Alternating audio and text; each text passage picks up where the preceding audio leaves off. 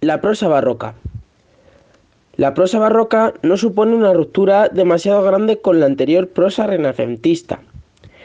En realidad, al igual de lo que ocurre en la poesía, la prosa barroca fue una solución de continuidad que no rompió los moldes renacentistas ni sus principales tendencias. Aún así, se adaptó a las nuevas características del pensamiento y del arte barroco.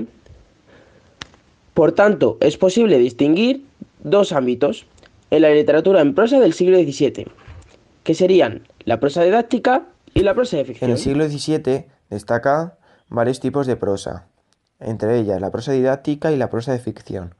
La prosa didáctica es la que continúa con la difusión de diferentes tipos de pensamiento, entre ellos los más importantes son filosófico-moral, histórico, literario, político, etc.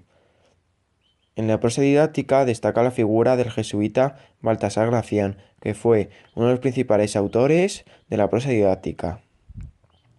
Fue un intelectual que se ocupaba de cuestiones como la educación, la prudencia y la virtud en tratados como El héroe, Oráculo manual y El arte de prudencia y El criticón.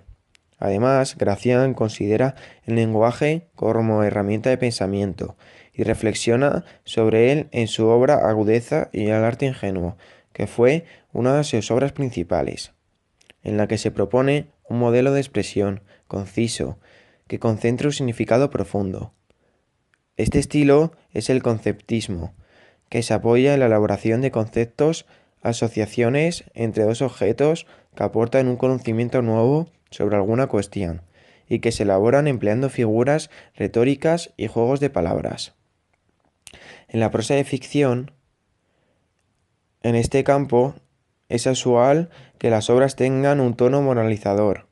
Van desapareciendo subgéneros narrativos como los libros de caballerías y las novelas pastoriles, y en general se sigue forjando la novela moderna, la novela picaresca y la novela corta. Son las de mayor éxito en la época. Ahora vamos a hablar de la novela picaresca, que es una de las modalidades narrativas más leídas del momento, constituida por relatos cuya intención va de la moralización a la burla. Dentro de la prosa de ficción encontramos la novela picaresca, que es una de las modalidades narrativas más leídas del momento. Está compuesta por relatos cuya intención va de la moralización a la burla. Aunque a diferencia del Lazarillo, el pícaro de estas novelas narra su vida para proponer ejemplos de mal comportamiento. Las características de la novela picaresca son las siguientes. Narración autobiográfica. Estas novelas se estructuran en torno al servicio del protagonista a diferentes amos y en ocasiones van dirigidas a un lector ficticio o implícito que se menciona en la obra. Protagonista de orígenes humildes. Es un personaje innoble que pretende ascender en la escala social, aunque suele fracasar en el intento. Ambiente urbano. Los personajes se mueven en ciudades pobladas de mendigos y delincuentes, y el lenguaje reproduce el habla de ese mundo. El principal título de este tipo es Guzmán de Alfarache, del sevillano Mateo Alemán, que fue una novela de gran éxito no solo en España. Se publicó en dos partes, y en ella el protagonista relata sus difíciles orígenes y su vida como ladrón, hasta que finalmente se arrepiente y opta por una vida honrada. Guzmán selecciona aspectos relevantes de su vida, que La ofrece como novela corta ejemplo de lo que no continúa el debe paradigma hacerse. de origen italiano que ya empleó Cervantes en sus novelas ejemplares, protagonizados por personajes de clase social alta en la que el tema principal es el amor. La novela corta es un género que había sido abandonado durante el Renacimiento en favor de novelas más extensas.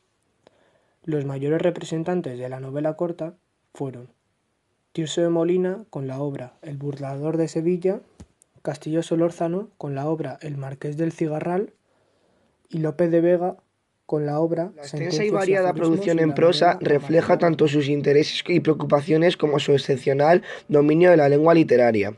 Sus reflexiones morales, políticas y literarias pueden leerse en obras como Los sueños, una sátira de oficios y tipos humanos, La hora de todos, en la que distintos personajes son obligados durante una hora a actuar sin fingimiento, La política de Dios, que trata acerca de un buen gobierno de la nación, o La culta latiniparla, en la que se burla del estilo culterano.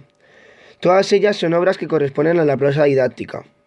El peculiar genio de Francisco de Quevedo dio origen a una importante novela picaresca, llamada La vida del Buscón.